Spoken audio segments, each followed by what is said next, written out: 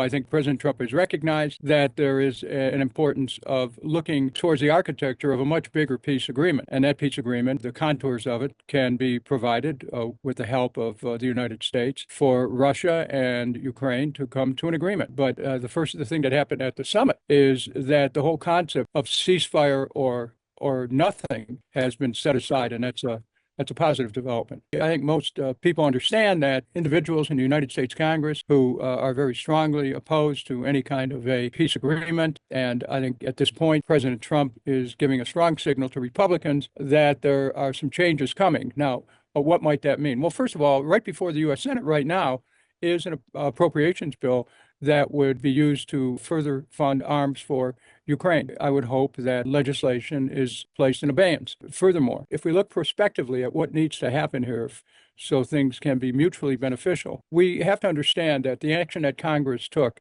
in changing the trade relationship between the United States and Russia will, of necessity, have to be looked at again. There's so much angst in the Western media about the U.S. and Russia having a rapprochement, and this is something that should be that the potential of it, we just had taken the first steps here, so let's not get too far ahead, but the potential of it is very positive. The Western media concluded that, well, there wasn't any deal. Well, actually, it's a big development.